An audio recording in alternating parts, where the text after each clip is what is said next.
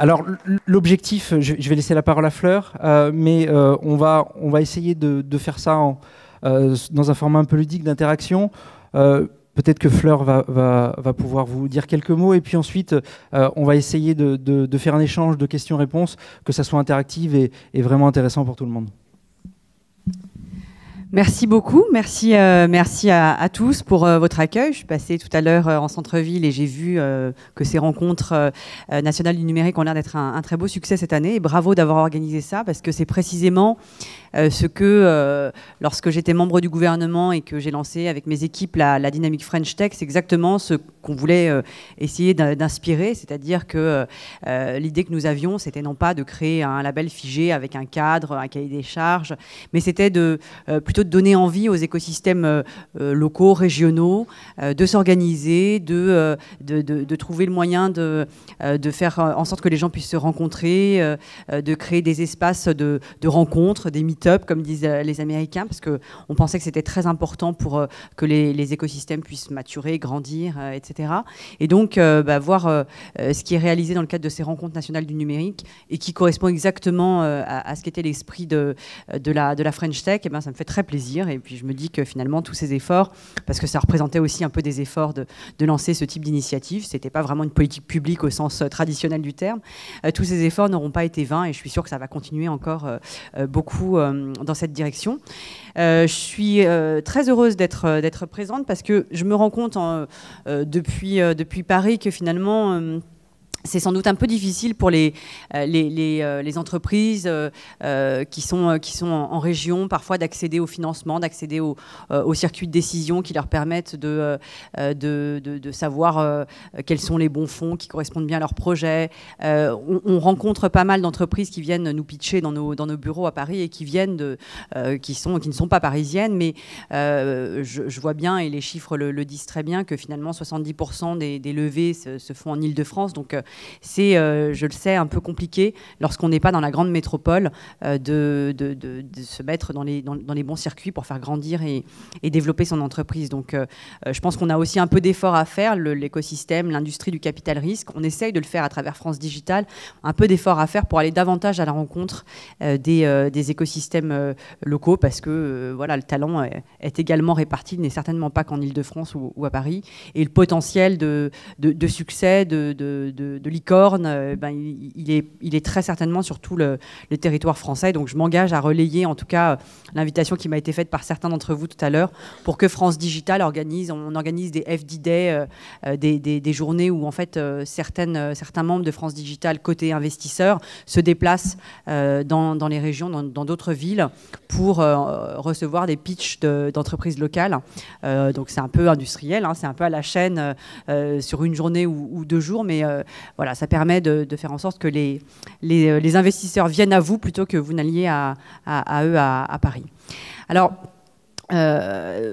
moi, je suis une reconvertie professionnelle qui a fait un choix assez radical de reconversion, mais je suis très heureuse, et j'ai l'impression en fait dans le fait d'avoir créé ce fonds de capital risque, un fonds de venture doté de 200 millions d'euros, finalement de boucler en quelque sorte la boucle, puisque j'ai beaucoup travaillé pour essayer de soutenir la French Tech, pas seulement en lançant le label, mais en travaillant sur la vallée de la mort du financement, en travaillant sur le crowdfunding, en travaillant sur l'échec, la mentalité, en tout cas le rapport de certains par rapport à l'échec, en travaillant sur la fiscalité, puisque vous vous rappelez probablement cet épisode des pigeons où on m'avait demandé de régler, entre guillemets, de régler ce problème. Donc on a travaillé sur la fiscalité des plus-values de cession.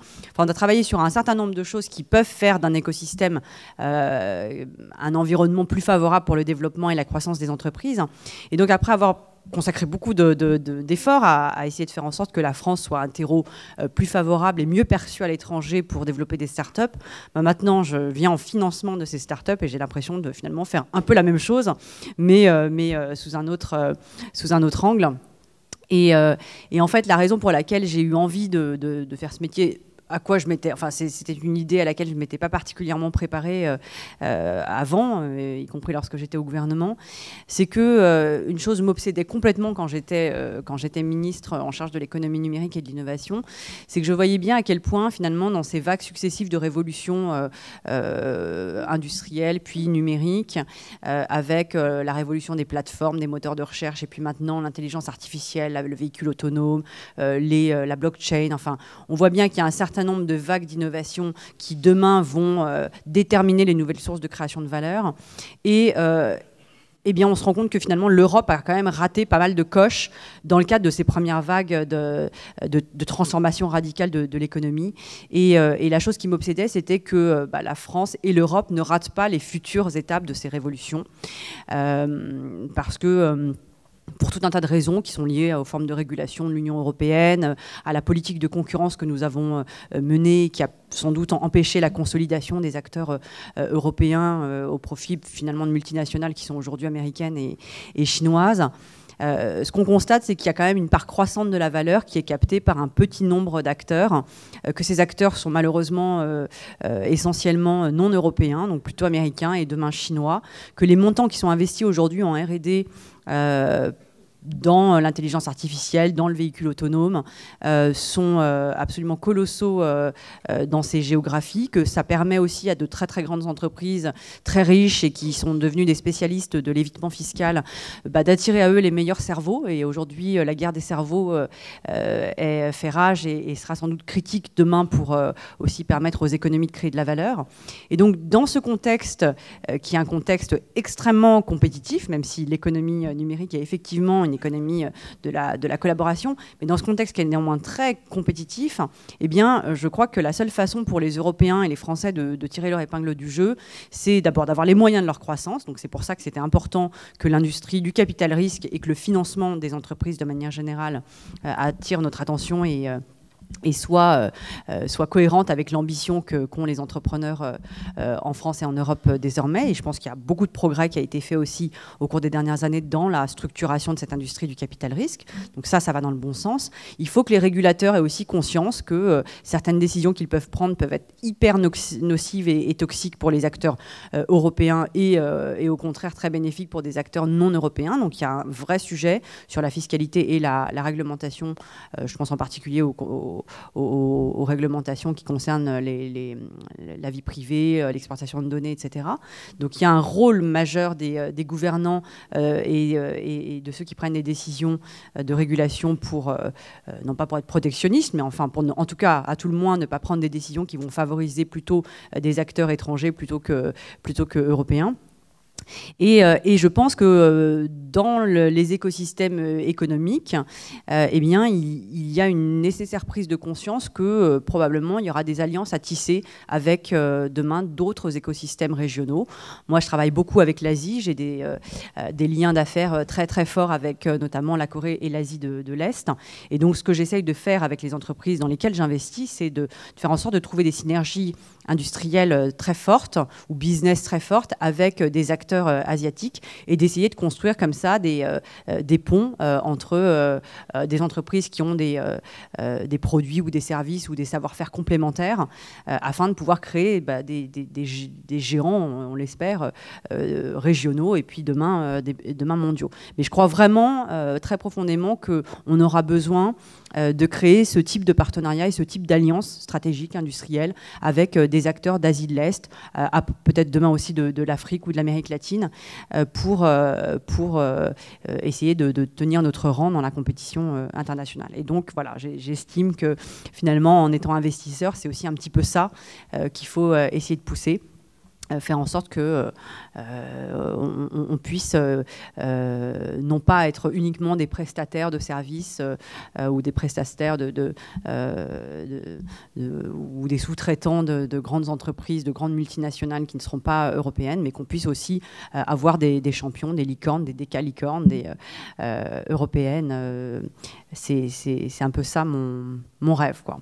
Voilà, donc je me suis dit que plutôt que de faire un long discours, c'était plutôt plus sympa d'avoir un échange, soit avec vous, soit avec la salle. que ce serait plus vivant et plus sympathique. Non, c'est une petite précision, parce que pour le coup, ce qui nous intéresse, c'est de savoir quel type de projet vous avez pu financer justement entre ces deux continents et quelle synergie on peut trouver. Enfin, il y a plein de questions intéressantes par rapport aux écosystèmes. Alors donc nous on a un fonds un peu particulier parce qu'en fait on investit, donc c'est un fonds de 200 millions qui investit des tickets qui peuvent aller de 1 million à potentiellement 15-20 millions, donc c'est pas que du série A ou série B, ça peut même être du série C. On peut investir dans des entreprises qui sont assez matures et on peut même investir en consortium avec nos LPs, nos investisseurs, ce qu'on a fait déjà dans un cas, on l'a fait pour De Vialet par exemple, et donc là on peut en théorie mettre des tickets qui pourraient aller jusqu'à 30-35 millions d'euros. Donc c'est un positionnement un peu particulier. Les entreprises doivent être européennes et avoir une dimension tech, un peu de rupture. On souhaite que ces entreprises soient des entreprises qui aient ce potentiel de champion européen, qu'elles puissent, mais ce n'est pas obligatoire, bénéficier éventuellement de synergies avec nos réseaux asiatiques ou avoir des projets de développement d'activités en Asie. Donc le cas que je citais tout à l'heure, De Vialet, qui est une entreprise de son. Vous connaissez peut-être les enceintes De Vialet, donc qui est notre premier investissement. Et De Vialet est une entreprise qui est assez jeune, elle a moins de 10 ans, mais elle est à un stade d'internationalisation. Donc c'était l'objet d'ailleurs de sa levée de fonds, développer ses activités aux États-Unis et en Asie. Et donc c'est typiquement une entreprise que j'aide énormément à aller soit nouer des partenariats, soit rencontrer de potentiels partenaires en retail, soit des partenaires de licence. Donc je les aide à faire ça en Corée. Donc c'est comme ça qu'on essaye de construire finalement un portefeuille avec des entreprises qui peuvent bénéficier de ce qu'on a à offrir en termes de réseau et de relations en Asie. On leur fait gagner beaucoup de temps parce qu'on a des rendez-vous avec des personnes décisionnaires qu'elles mettraient probablement 6 mois à obtenir, quand nous on peut les avoir du jour au lendemain quasiment. Voilà, donc ça c'est un exemple d'investissement. On en a fait d'autres en intelligence artificielle, en programmation en langage naturel et speech to text. Donc là, qui est une entreprise qui est plus jeune, mais parce qu'on est persuadé que ces technologies demain seront absolument indispensables, que ce soit pour le véhicule autonome. On voit bien en ce moment la course à l'échalote que se mènent les grandes plateformes pour être l'acteur de référence en matière de smart speaker. Donc toutes ces technologies de reconnaissance vocale, de désambiguation de requêtes, tout ça va être demain absolument clé. Et surtout, c'est une entreprise qui nous a intéressés parce qu'elle elle respecte la vie privée by design, donc avec un traitement des algorithmes sur l'appareil et non pas envoyé dans le cloud. On ne sait où, pour être traité et ensuite retourner dans le device. Donc il y a une protection de la vie privée qui est très importante et c'est très différenciant pour cette entreprise. Et puis on a investi dans d'autres entreprises qui utilisent l'intelligence artificielle ou le big data pour faire du recrutement ou de la gestion de talent ou du marketing, de l'A/B testing par exemple. Donc voilà, c'est une palette. D'autres investissements qui sont en train de se closer actuellement, donc que je ne peux pas mentionner, mais on en a 2 sur lesquels on travaille actuellement et qui ont à voir avec la blockchain. Quel va être le bon moment pour venir vous voir en tant que porteur de projet? J'ai mon projet, ça va être... Vaut mieux que je vienne vous voir vraiment en amorçage. Quel va être pour vous le moment idéal, pour que ça soit pertinent en tout cas, bien sûr, pour avoir le plus de pertinence, notamment pour faire entrer un fonds tel que le vôtre au capital? Alors nous, on ne fait pas du tout d'amorçage en fait, donc on sélectionne uniquement des dossiers d'entreprises qui commencent déjà à avoir des revenus, donc qui sont vraiment plutôt en série A, B ou C, donc plutôt pas d'amorçage. Et donc, le bon moment après, il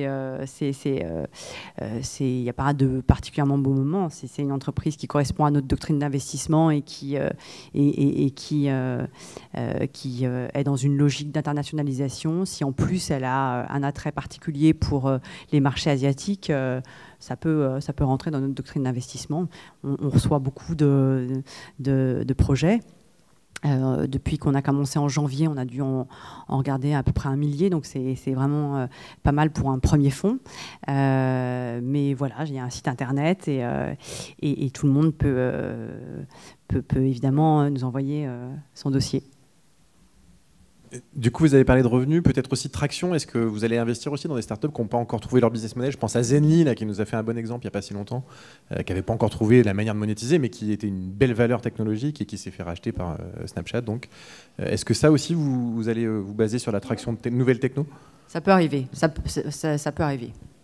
On l'a déjà fait en fait pour l'entreprise d'intelligence artificielle dont je parlais, donc qui est pas forcément une entreprise qui a immédiatement un business model ou qui peut changer de business model encore. C'est pas le cœur de notre thèse d'investissement, mais ça pourra arriver si on est convaincu par l'équipe, si on est convaincu par le potentiel du produit ou voilà. Voilà, j'allais demander en fait, on a une thèse d'investissement, mais parfois on peut s'en écarter. Voilà, j'allais demander les critères, justement, quels sont les KPIs que vous allez regarder dans ce genre de cas. Enfin, l'équipe, du coup. L'équipe est très importante. L'équipe sera très importante. L'appréciation qu'on aura de l'avantage comparatif que peut avoir sa technologie ou son produit, s'il y a déjà un produit, par rapport à l'état de l'art ou au marché. Voilà.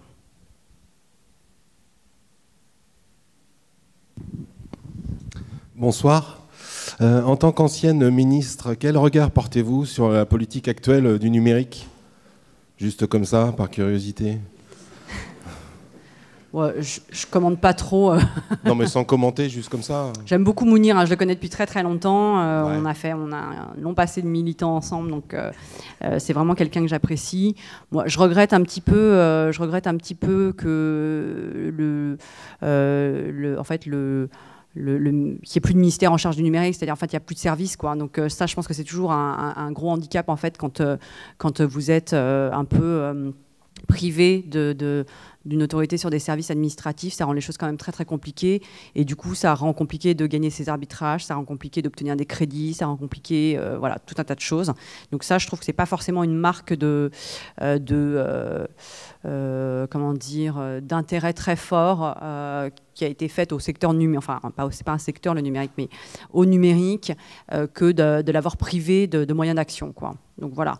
Après, moi ce que je constate, c'est que en termes d'image à l'étranger, d'attractivité, bon, il y a des choses plutôt positives qui se passent pour la France. J'attends de voir. Il y a une grosse réforme en cours. Je ne sais pas si certains d'entre vous sont concernés, de mise à plat des soutiens à l'innovation. Avec là une coupure un peu brutale, je ne sais pas si certains l'ont expérimenté, mais une remise à plat qui, à mon avis, est très légitime parce qu'il y avait une superposition de dispositifs auxquels on ne comprenait plus rien, et donc il peut être tout à fait légitime de donner un peu plus de cohérence et de rationalité. Voilà, je pense qu'on est vraiment... Aujourd'hui, c'est très difficile, il y a pas assez de temps qui s'est écoulé, on ne peut pas vraiment porter de jugement, ni négatif ni positif. Je pense qu'il faut vraiment attendre de voir. La mission French Tech bouge, là, le directeur, qui est d'ailleurs le directeur que j'avais nommé, va partir, donc il va y avoir une nouvelle équipe.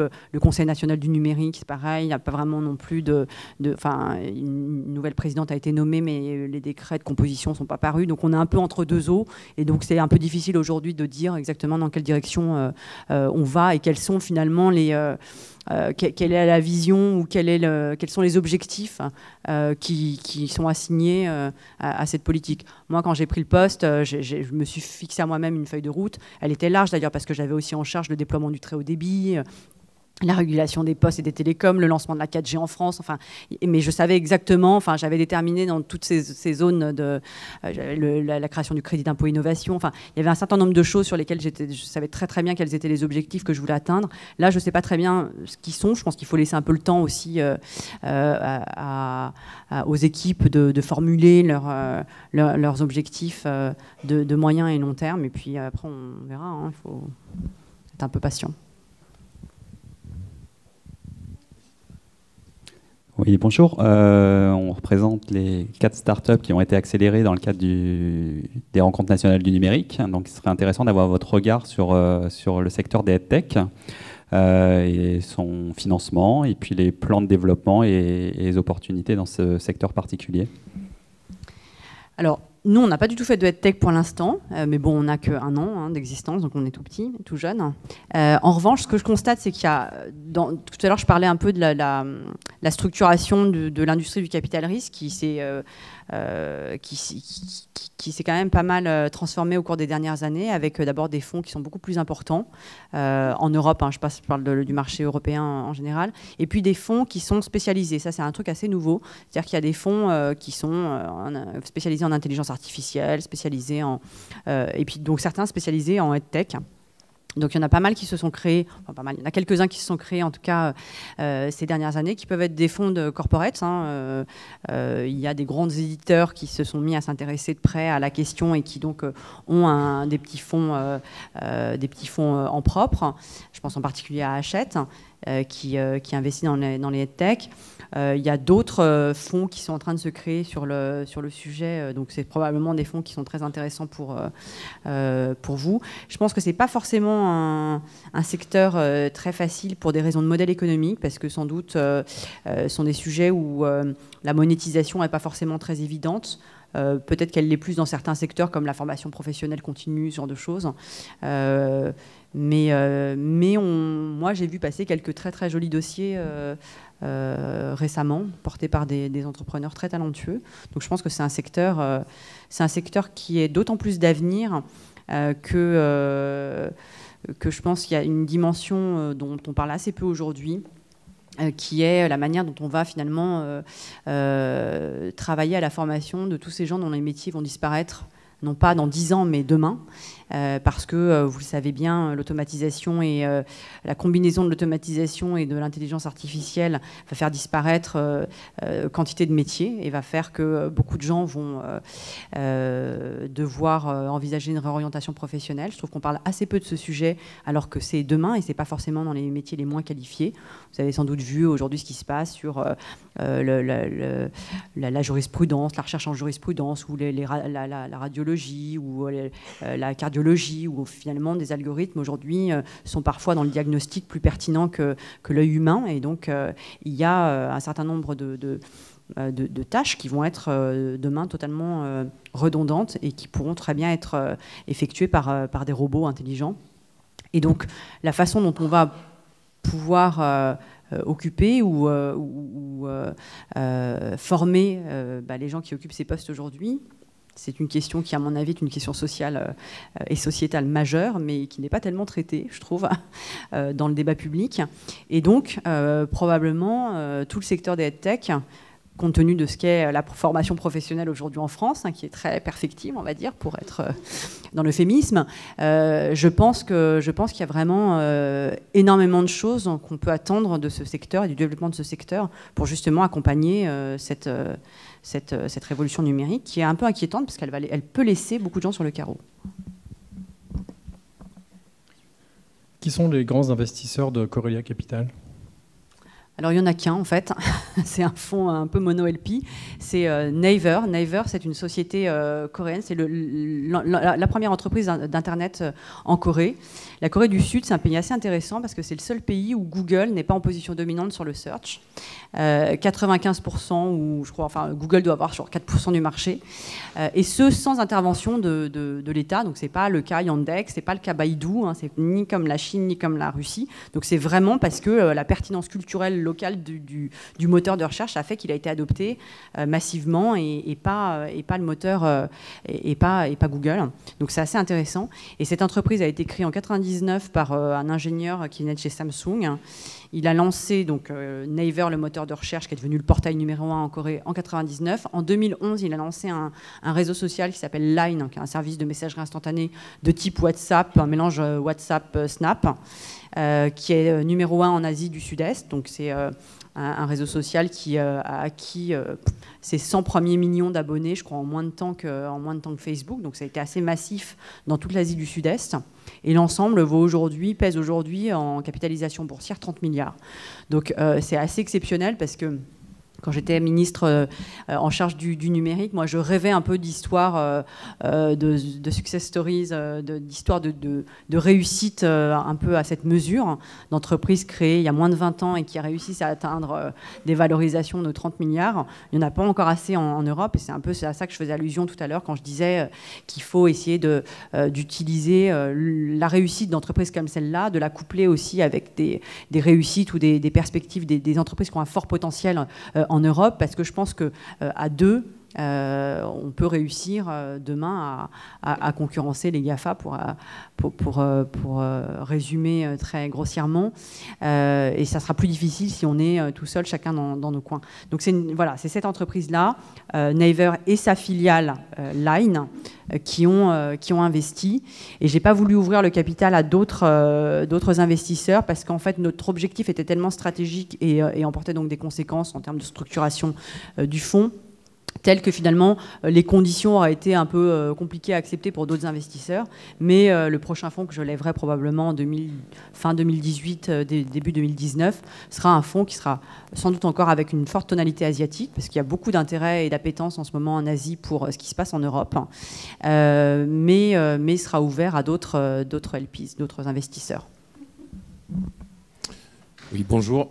En matière de réduction de la fracture numérique en milieu rural, j'aimerais avoir votre avis sur la technologie du TV White Space, qui est l'utilisation en fait des fréquences hertziennes libérées par le passage de la télévision à la TNT pour réduire la fracture numérique et déployer le haut débit dans les zones rurales. Je n'ai pas vu d'où venait la question, mais moi, quand on a commencé à travailler sur le déploiement du très haut débit sur tout le pays à horizon 2022, il fallait qu'on définisse à la fois les modalités de financement et les technologies qu'on allait privilégier. On a toujours été favorable à un mix technologique, parce que dire qu'on va pouvoir apporter la fibre jusqu'à l'habitant avant 2022 et pour un coût à peu près raisonnable, c'était assez illusoire. Donc on a toujours su que finalement il y aurait probablement dans les zones denses de la fibre jusqu'à l'habitant, et puis que ça prendrait un peu plus de temps dans les autres zones, et qu'il faudrait coupler ça avec de la 4G, du satellite, un peu de WiMAX peut-être. Voilà. Donc je connais pas très bien en fait cette technologie-là en particulier, mais si elle fait ses preuves et qu'elle est pertinente pour des zones peu densément peuplées à un coût acceptable, j'aurais tendance à dire qu'elle peut tout à fait rentrer dans le mix technologique. Si c'est, je n'ai pas très bien suivi si le gouvernement actuel avait changé un peu l'orientation, mais je crois que ça n'a pas fondamentalement été remis en cause. Donc très bien, il faudra le suggérer aux personnes en charge du dossier si c'est quelque chose qui peut accélérer le déploiement et la connexion des zones rurales, parce que je crois que maintenant, plus le temps passe et plus ça devient totalement insupportable en fait de pas être en mesure d'avoir une connectivité satisfaisante, quoi. Donc tout ce qui peut raccourcir les délais est bon à prendre, je pense. Bon, c'est pas très, très satisfaisant comme réponse, mais...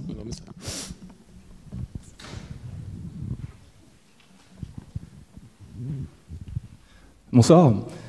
J'aurais souhaité poser une question au sujet de la propriété intellectuelle. J'aurais souhaité savoir quelle crédibilité vous accordez par rapport aux innovations d'usage, par rapport au brevet d'innovation d'usage, par rapport au brevet d'innovation technologique. Quelle crédibilité ? Oui, tout à fait, oui.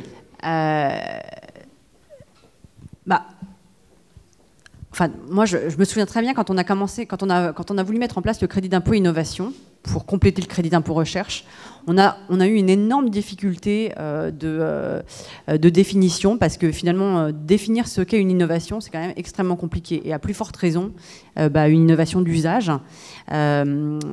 Mais parce que c'est juste difficile d'écrire un texte juridique où vous décrivez exactement ce que c'est pour attribuer un crédit d'impôt. Donc il y a la définition probablement de l'innovation non technologique est sans doute quelque chose d'extrêmement compliqué, mais il y a quand même une réalité absolument indéniable, et il y a beaucoup de réussites récentes d'entreprises qui sont fondées sur de l'innovation d'usage et non pas du tout de l'innovation, et en tout cas pas d'innovation de rupture technologique en tout cas. Donc voilà, mais maintenant je pense que breveter une innovation d'usage doit poser à peu près les mêmes difficultés que lorsqu'on a nous voulu définir ce qu'était une innovation d'usage pour que le crédit d'impôt innovation puisse s'y appliquer. Donc j'imagine que juridiquement ou techniquement, c'est quelque chose qui est susceptible de poser des problèmes de définition, tout simplement. Très bien, je vous remercie.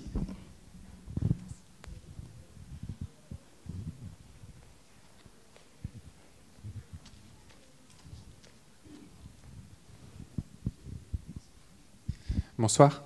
Je voulais savoir, vous qui avez justement des liens très forts avec la France et l'Asie, quelles sont les différences principales que vous notez entre les startups françaises et les startups asiatiques?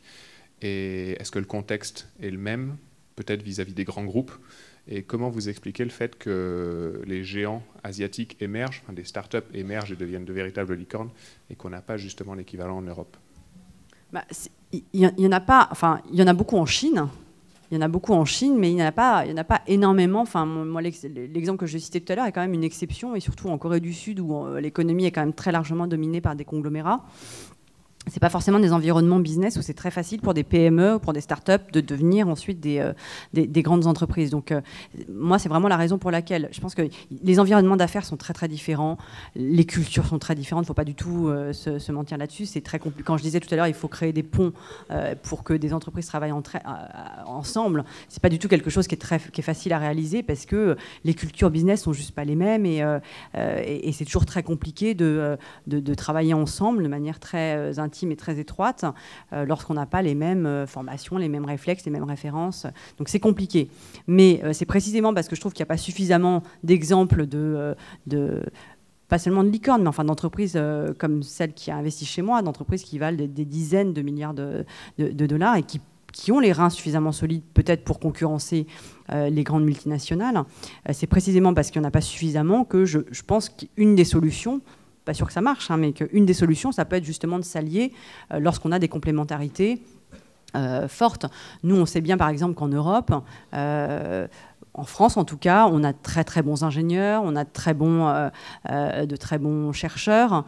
On n'est pas forcément super bon pour tout ce qui est go-to-market, enfin le marketing, le développement de business.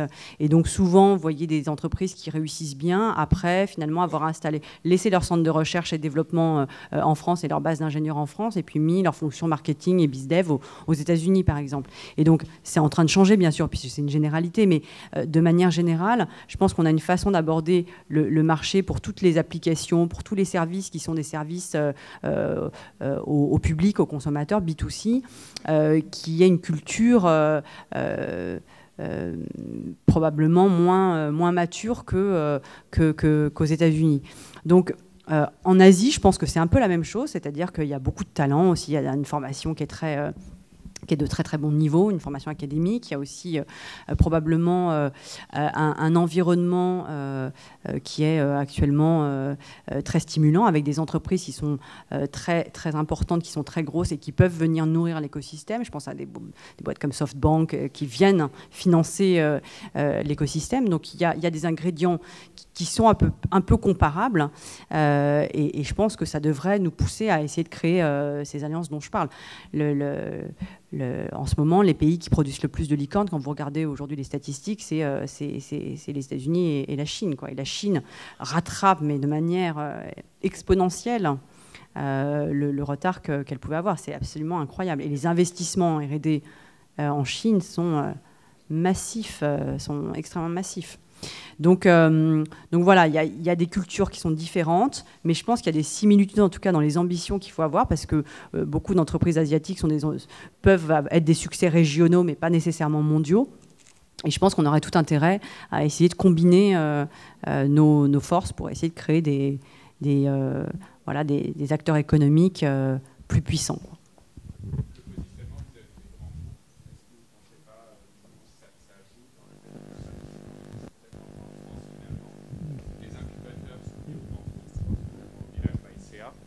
et ensuite ce sont les grands groupes qui rachètent les startups? Bah, ouais, le problème qu'on a aussi, c'est vrai que le problème qu'on a en Europe, c'est que c'est difficile de consolider les choses en Europe. C'est-à-dire que des entreprises, des grands corporates européens qui peuvent mettre un jour je sais pas, plusieurs centaines de millions ou milliards d'euros pour racheter une entreprise, ben, il n'y en a pas tant que ça. Et ça pose un problème parce qu'effectivement, les seuls candidats acquéreurs sont pas en Europe, quoi. Donc, on voit pas mal d'entreprises qui développent une techno qui peut être très intéressante et qui menace en réalité d'être rachetée. Que ça arrive parfois, c'est légitime. Enfin, les frontières sont ouvertes, c'est tout à fait normal. Mais il ne faut pas que ce soit la seule solution pour qu'une entreprise puisse accélérer sa croissance ou puisse être rachetée, que ce soit uniquement par des acteurs américains. Et c'est vrai que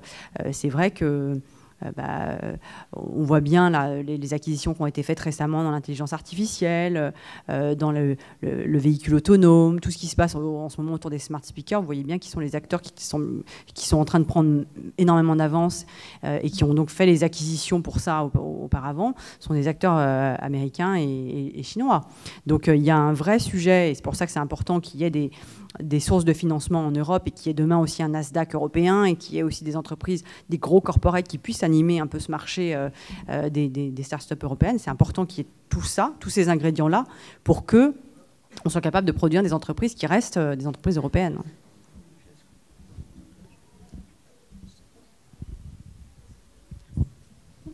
Bonsoir. En fait, j'ai deux questions. La première, si vous pouvez y répondre, je ne sais pas. Vous n'avez qu'un actionnaire, semble-t-il, donc ça sera peut-être plus simple. Est-ce que vous avez une exigence de retour sur investissement de votre actionnaire? Et à quel horizon de temps cette exigence existe-t-elle? Dit autrement, est-ce que vous avez déjà des objectifs de revente d'une partie des actifs que vous avez pu acquérir à droite ou à gauche? Ça, c'est la première question. Et la deuxième, c'est quelle sont la nature des fonds chinois qui investissent aussi massivement, comme vous venez de le dire, sur les startups asiatiques aujourd'hui? Alors, nous, on n'a pas d'objectif de retour sur investissement. C'est pour ça que je disais tout à l'heure, c'est assez particulier. On n'a pas de hurdle, hein, c'est-à-dire on n'a pas donc, évidemment, on est un fonds. Notre actionnaire, notre investisseur, c'est une entreprise cotée. Donc, ils ont aussi des comptes à rendre, évidemment, à leurs actionnaires, à leur board et à leurs actionnaires. Et donc, évidemment, on n'est pas une ONG. On escompte faire un retour sur investissement. On a commencé à investir en janvier, donc on n'en est pas encore à sortir. On a cependant investi dans des entreprises qui sont assez matures et qui pourraient très bien faire une IPO d'ici 2-3 ans, donc c'est pas du tout exclu. Compte tenu de ce qu'est notre doctrine d'investissement qui peut nous amener à investir dans des entreprises assez matures, c'est pas du tout exclu qu'on puisse commencer à faire quelques sorties d'ici 18 mois, 2 ans, 3 ans, sachant qu'on est un fonds très traditionnel, 10 ans plus 2 ans, donc avec une période d'investissement qui devrait être de 4-5 ans, quoi. Mais on a déployé assez vite pour l'instant. Donc ça, c'est la première question. Sur les fonds chinois, en fait, pour l'instant, ils sont quand même assez régionaux, c'est-à-dire qu'ils viennent assez peu, en tout cas sur les technologies, je parle que sur les technologies, ils viennent assez peu, pour l'instant, investir en Europe, donc c'est très Asie du Sud-Est et États-Unis. Il y a évidemment... Alibaba investit beaucoup. Il y a un fonds franco-chinois qui s'appelle Cathay Capital qui est à Paris et en Chine, qui est un peu comme nous d'ailleurs, un pont entre la France et la Chine, qui investit à la fois en Europe et en Chine. Mais donc pour l'instant... c'est pas encore, quand je dis ils investissent massivement dans l'intelligence artificielle, c'est surtout en Chine. Enfin, c'est des entreprises qui consacrent énormément de budget à la recherche, à la R&D, et à de la R&D qui est de long terme, c'est-à-dire de la R&D qui peut perdre de l'argent pendant plusieurs années avant de produire des résultats, parce qu'ils sont vraiment dans un temps très long, quoi. Donc voilà, mais sinon les grands acteurs asiatiques en ce moment, c'est SoftBank investit massivement, y compris en Europe. C'est donc le secteur privé, oui. Mais il y a quelques fonds souverains qui sont assez dynamiques, mais qui ne sont pas très exposés en Europe. Il y a des fonds souverains, il y a évidemment Temasek, Singapour, il y a la Malaisie aussi, un fonds souverain qui investit pas mal dans la tech, mais pas beaucoup en Europe encore. Donc il y a quelques gros fonds souverains qui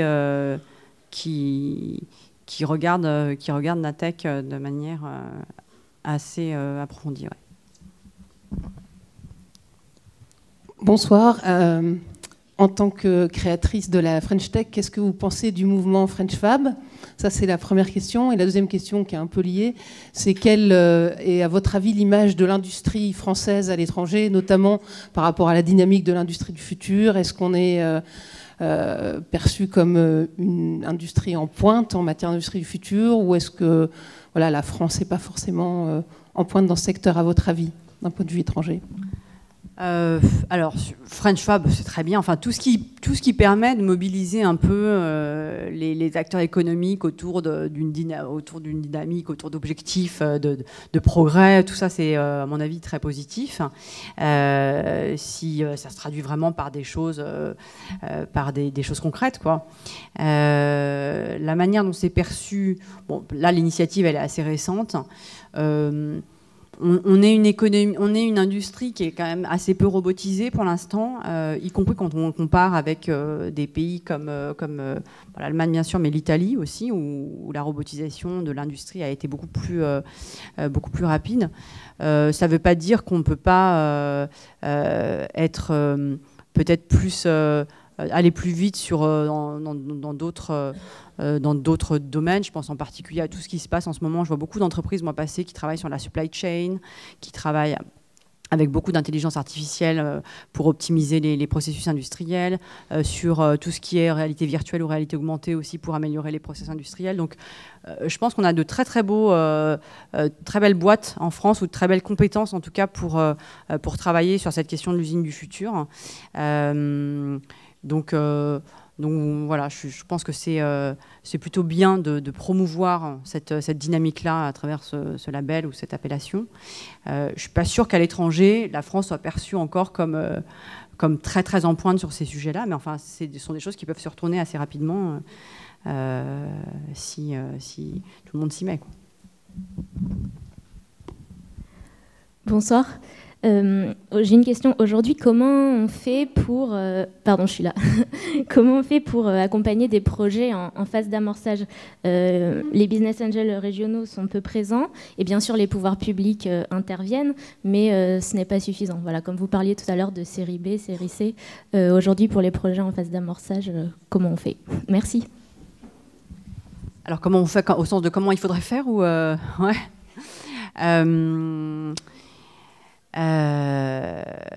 Alors, d'abord, sur la question du financement, effectivement, il y a les business angels. Et les business angels, l'avantage, c'est qu'ils peuvent aussi, pas seulement être des financeurs, mais qui peuvent aussi être des mentors, en réalité. Et c'est ça qui, en tout cas, moi, dans ceux que je connais, qui ont pris cette fonction à cœur, je pense qu'il y a l'idée d'accompagner, quand on a été soi-même entrepreneur, et d'accompagner des aventures entrepreneuriales et d'aider les jeunes entrepreneurs à éviter certains écueils, à faire les bons choix, à prendre les bonnes décisions. Donc je pense que le mentorat et l'accompagnement, c'est quelque chose de très important, mais c'est très compliqué, et c'est pour ça que nous, par exemple, on en fait très peu. C'est que c'est très chronophage, et donc c'est pas une activité qui est facile en tout cas pour un premier fonds comme le mien, parce que ça demande trop d'énergie pour des montants investis qui sont trop petits, et donc c'est assez compliqué. Donc pour le financement, il y a les business angels, il y a effectivement des fonds d'amorçage qui avaient été créés par la BPI, il y a les accompagnements régionaux. Il y a aussi beaucoup, finalement, moi je vois beaucoup d'entreprises qui s'autofinancent au début, ou qui financent leurs premières années d'activité par de l'argent de famille, amis, etc. Et là-dessus, je pense qu'un dispositif qui me paraissait très intéressant, sur lequel j'avais essayé de travailler quand j'étais au gouvernement, qui est le dispositif anglais EIS, qui donne des incitations fiscales très fortes et qui permet de dérisquer énormément les investissements faits par la famille et les amis dans un projet, le love money, dans un projet, pour encourager justement les proches à investir dans un projet entrepreneurial. Ça, c'est probablement un dispositif qui serait très intéressant à mettre en place pour accompagner l'amorçage. Et puis après, vous avez tous les systèmes d'incubation et d'accélération. Moi, quand j'avais créé la French Tech, j'avais réservé des financements pour accompagner des projets d'accélérateurs. Donc des projets de lieux où en fait une entreprise, soit en amorçage, soit en phase de croissance, peut bénéficier d'un accompagnement de locaux, mais aussi ou d'un accompagnement et d'un mentorat pour bénéficier d'expertise de spécialistes ou d'anciens entrepreneurs pour mieux faire ses business plans, prendre ses décisions. Donc il y a tous ces dispositifs qui sont en train de se créer et qui, il me semble, se multiplient, ont plutôt tendance à se multiplier au cours des années récentes. Donc voilà, il y a quand même, je pense, un certain nombre de dispositifs aujourd'hui qui permettent l'accompagnement en phase d'amorçage. Merci Fleur Pellerin d'avoir répondu à ces questions. Merci d'avoir répondu présent à notre invitation. On va passer maintenant à l'étape d'après qui va être les pitchs de nos 4 startups de l'accélérateur éphémère qui s'est déroulé après sélection sur un format concours tout au long de la semaine. Et donc les startups ont préparé de superbes pitchs et vont intéresser l'audience. Je vais laisser maintenant Fabien Audat. Merci beaucoup, Fleur Pellerin.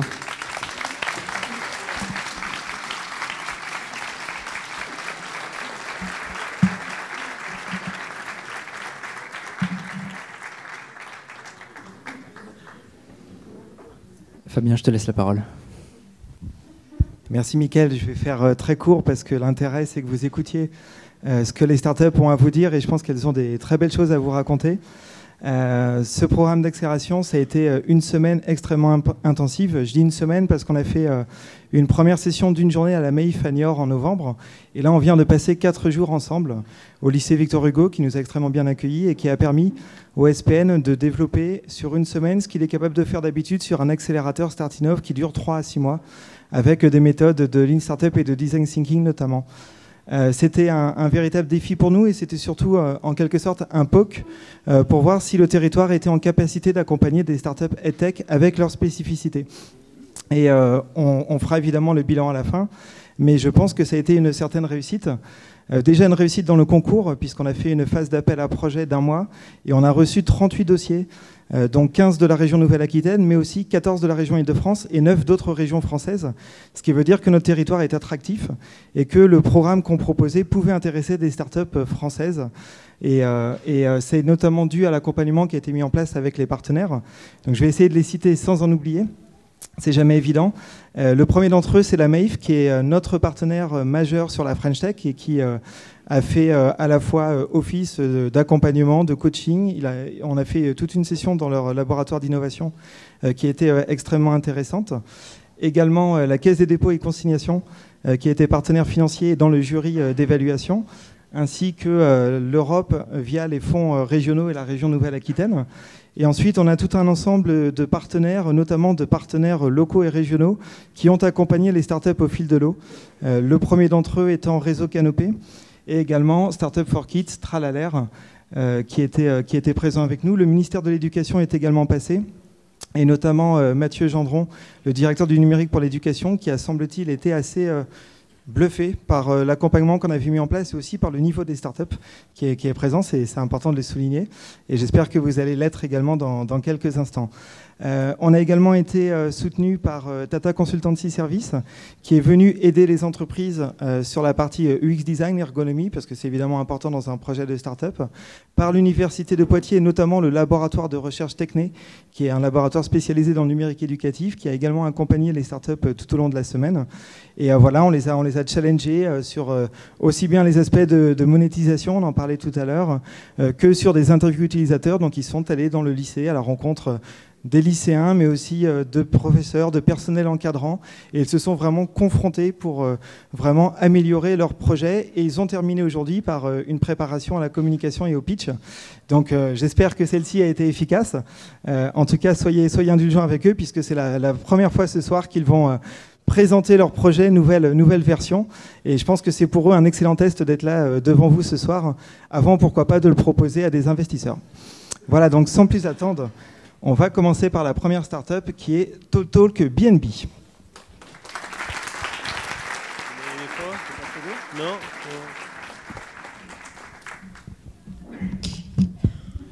Bonsoir. Je m'appelle Hubert Laurent, donc le fondateur de TalkTalk.BNB. Je suis un traducteur de formation et donc je baigne dans l'univers des langues depuis 20-25 ans. Quand on utilise les langues au quotidien, on constate deux choses. Premièrement, qu'on a tous besoin d'être très forts en langue. Ça va pour les écoliers, les collégiens, les lycéens, les étudiants et les adultes, évidemment, en activité ou non, parce que quand on est en recherche d'emploi, avoir des compétences en langue est un plus indéniable. On constate une deuxième chose, c'est que pour bien parler les langues, il faut les pratiquer. Or, quand on est un étudiant, un jeune, on a évidemment la possibilité d'aller s'immerger dans les pays et pratiquer les langues. Mais quand on est plus âgé, qu'on a une famille et un emploi, un métier, une vie en France, on peut évidemment pas tout quitter pour aller partir. Alors je me suis dit, si moi je ne suis pas en mesure d'aller à l'étranger pour me perfectionner, l'étranger peut certainement venir à moi. Et j'ai créé la plateforme TalkTalk.BNB qui met en relation les gens qui veulent pratiquer les langues, enfin se parfaire en langue, avec des voyageurs du monde entier. Comment ça fonctionne? On a tout autour de nous des étrangers, des Anglais, des Espagnols, des Chinois, des Allemands qui voyagent et qui visitent notre beau pays et qui se logent généralement dans des auberges de jeunesse ou dans des hôtels ou chez Airbnb, pourquoi pas. Et là, je me dis, c'est dommage. C'est dommage, il ferait mieux de venir chez moi. Ce serait gratuit pour eux. On partagerait un bon repas maison, ils auraient, eux, un contact avec des locaux, c'est aussi quelque chose qu'ils recherchent beaucoup, et des conseils de visite. Et évidemment, nous, pour notre part, ce serait une formidable opportunité de pratiquer les langues en famille, d'une manière conviviale, informelle, mais bigrement efficace. Alors, on a... attendez, j'ai oublié un détail. Ça marche aussi dans l'autre sens, évidemment. Si moi je dois aller à Milan, imaginons pour quelques jours pour un événement, un séminaire, je trouve sur ma plateforme des gens une famille à Milan qui va m'accueillir généreusement, uniquement parce que je suis français, pour pratiquer avec moi, parce que le papa fait du business avec la France, ou parce que les enfants étudient le français à l'école. Voilà. Donc aujourd'hui, après 18 mois d'activité, on compte plus de 35 000 membres sur la plateforme dans 120 pays. Donc je pense qu'on a trouvé un créneau qui plaisait, on a trouvé un vrai accueil sur cette solution-là. Alors Madame la ministre Fleur Pellerin parlait tout à l'heure de la difficulté de trouver des modèles économiques sur ce domaine des EdTech. Alors notre modèle économique, il est le suivant. On vend aux entreprises internationales. Il faut que vous imaginiez une grande entreprise, on va citer Orange, pourquoi pas, qui est présente dans une centaine de pays dans le monde avec 160 000 collaborateurs. Donc, et on leur vend la création d'un cercle privatif sur notre plateforme. Donc il se retrouve tous les collaborateurs de tous les pays du monde inscrits sur notre plateforme, de manière à pouvoir se trouver, s'interagir et ainsi, par exemple, pouvoir faire des séjours linguistiques pour les enfants. Une famille qui travaille pour Orange à Paris peut envoyer son enfant chez une famille de collègues à l'étranger, de manière en confiance, puisque c'est un cercle de confiance, et gratuitement. On peut décliner les cercles comme ça à l'infini, notamment pour les universités. J'ai fini. Notamment pour les universités. Toutes les universités ont des partenariats avec d'autres universités à l'étranger et créer un cercle de tous ces groupements pour que les étudiants puissent avoir des points de chute quand ils doivent voyager pour des stages, un cursus Erasmus, un job d'été, etc. Ou même faire des Skype en langue pour de la pratique. Ça nous paraît vraiment une idée très intéressante. Donc pour conclure, je dirais qu'aujourd'hui on a besoin de contracter avec des entreprises pour valider notre modèle économique et pour grossir, financer nos projets et puis en même temps faire grossir notre communauté de passionnés des langues et des échanges culturels. Je vous remercie pour votre attention. Excuse-moi, t'as dépassé le temps.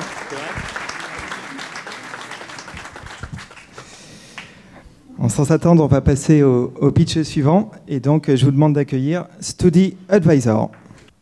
Bonjour, je m'appelle Léo, j'ai 27 ans et je suis l'un des cofondateurs de la plateforme Study Advisor. Ce soir, je vais vous parler d'orientation, du problème de ce marché-là, puisqu'aujourd'hui, c'est 62% des étudiants de licence de première année qui redoublent, se réorientent ou changent de filière, montrant ainsi en fait que le système d'orientation français est malade. Certains disent même qu'il est parfois en crise.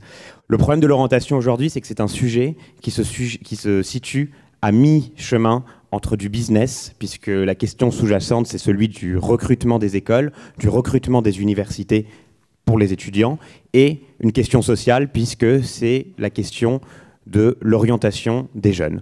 Pourquoi aujourd'hui ce chiffre de 62%?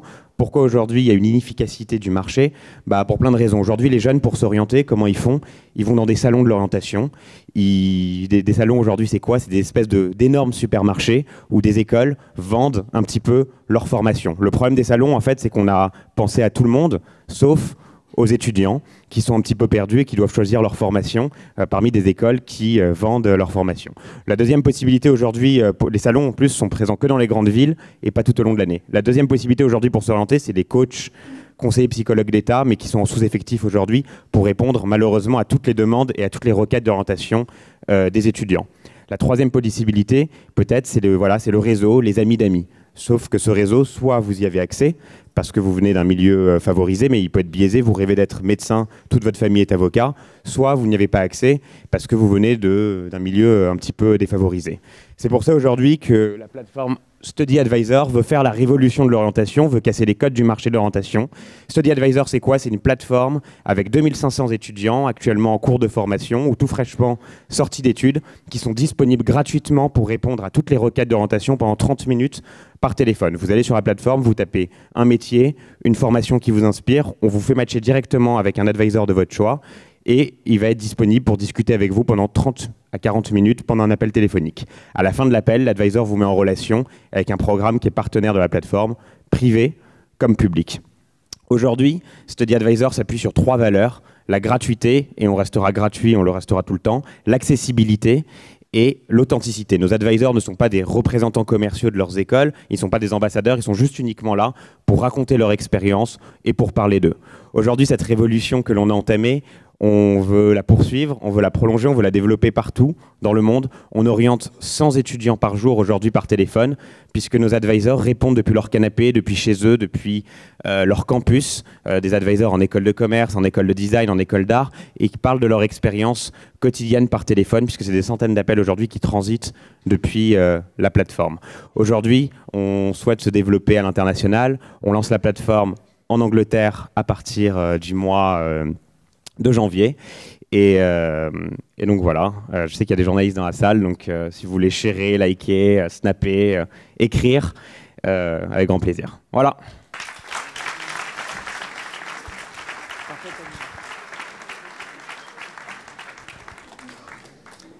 Prochaine start-up, troisième et start-up sur 4. Je vous demande d'accueillir Cocoya.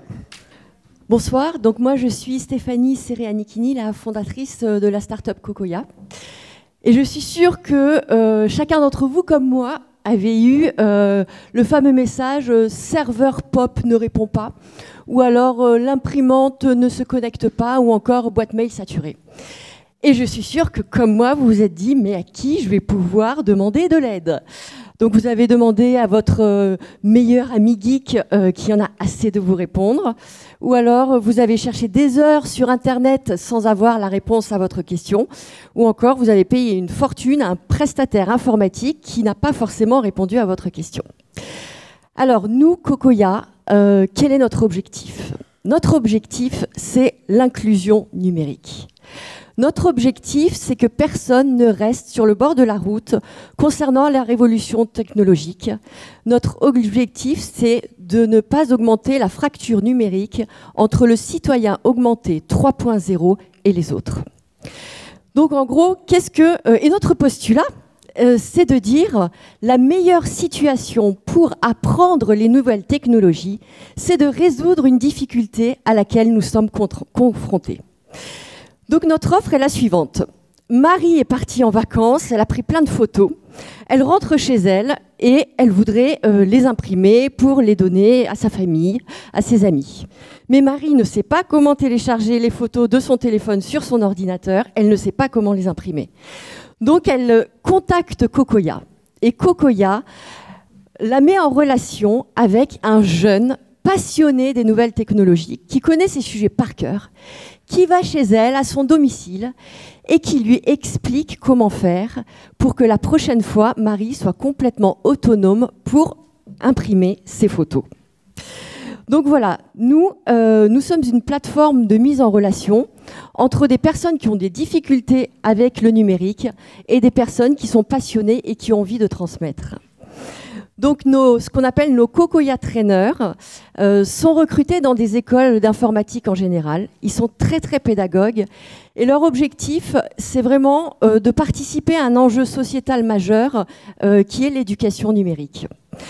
Donc ces Cocoya Trainers ont des jobs étudiants sympas, des jobs étudiants qui sont valorisants pour eux et qui créent aussi du lien intergénérationnel. Parce que nous, notre conviction chez Cocoya, c'est de dire que la technologie ne doit pas creuser le fossé entre les générations, mais créer du lien social intergénérationnel. Donc où est-ce que nous en sommes? Nous, on a lancé notre offre en mai 2017. On a aujourd'hui 70 Cocoya Traders en Ile-de-France. Nos clients sont ravis parce qu'ils ont une offre sur mesure, une offre flexible et une offre abordable parce que le prix ne doit pas être un frein à l'éducation numérique. On a gagné le concours Talent BGE Ile-de-France en septembre dernier. Et aujourd'hui, notre objectif, c'est de se faire connaître. C'est que tous les particuliers de France et de Navarre sachent que nous existions pour faire appel à nos services quand ils ont une difficulté avec les nouvelles technologies. Voilà.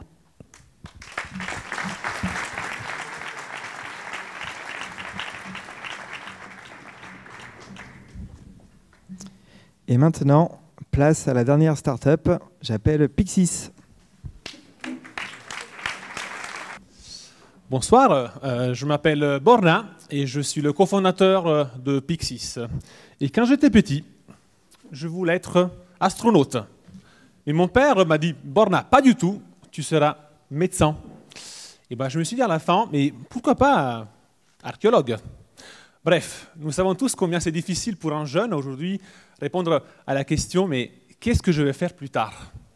Savez-vous qu'en France, aujourd'hui, presque 70% des jeunes déclarent avoir été mal accompagnés dans leur choix d'orientation. Et pourquoi? Parce que nous n'avons pas été capables de répondre à 3 questions. Qui suis-je? Quels sont mes talents? Quel métier choisir si la moitié des métiers de demain n'existent pas encore? Et finalement, quelle formation parmi 12 000 diplômes en France? C'est pour ça que chez Pixis, nous avons conçu un moteur de recherche qu'on appelait la Galaxie des métiers. Un moteur de recherche interactif qui permet d'explorer des centaines de métiers de manière simple et ludique. Et nous référençons plusieurs milliers de formations et des articles et des contenus inspirants. Et l'enjeu, c'est celui de fournir une information de qualité aux jeunes, tout en leur permettant de vivre une expérience d'orientation immersive et personnalisée. Et pour faire cela, nous couplons à cela un chatbot, un système d'intelligence artificielle que nous avons développé qui permettra de suivre et accompagner les jeunes de la 3e jusqu'au premier emploi. Nous tenons énormément chez Pixis, voilà, ici comment la plateforme marche, donc avec la Galaxie et le bot aux 2 extrémités, et des services complémentaires sous format premium, qui sont donc la possibilité de passer des tests d'orientation développés par nos soins et la mise en relation avec des coachs certifiés à un prix imbattable. Chez Pixis, nous avons beaucoup à cœur d'aider les jeunes à trouver du sens et à les sensibiliser aux métiers et aux compétences du futur. Et c'est pour cela que nous sommes en train de créer une communauté sur le terrain, dans les collèges, dans les lycées, avec les jeunes, les enseignants, en organisant des ateliers où on peut imaginer finalement les métiers du futur. Et c'est vraiment incroyable de pouvoir dire aux jeunes, pouvoir leur présenter les compétences du métier du dronaliste, de l'éleveur d'insectes, plutôt que du designer de voitures volantes. Et aujourd'hui, chez Pixis, nous sommes tout d'abord une équipe d'amis, une équipe italo-franco-libanaise, d'où l'accent, une équipe qui est passionnée par l'orientation et l'éducation et qui met ses compétences à service de cette cause. Et aujourd'hui, nous sommes, depuis un an que nous sommes lancés, nous sommes 12 000 utilisateurs et aujourd'hui, nous cherchons d'un côté des partenariats au niveau institutionnel pour expérimenter dans les établissements notre plateforme et des business angels pour nous aider à accélérer notre développement. Pour conclure, chez Pixis, nous avons un rêve d'aider à des millions de jeunes à trouver leur voie, mais surtout, grâce à leurs valeurs et à leur passion, les rendre acteurs de leur orientation. Merci beaucoup.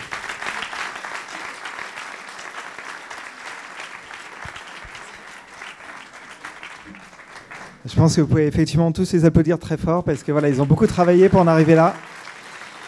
Ça fait une semaine qu'ils sont sous pression, qu'ils se préparent. Et évidemment, le principe de la soirée, c'est que maintenant, on va passer au networking. Et n'hésitez pas surtout à aller les voir, à leur poser des questions. Ils sont là pour ça. Ils vont voilà, pouvoir vous permettre de préciser encore leur projet bien plus que dans les 3 minutes qu'ils avaient ici. Merci à tous, bonne soirée et bon cocktail.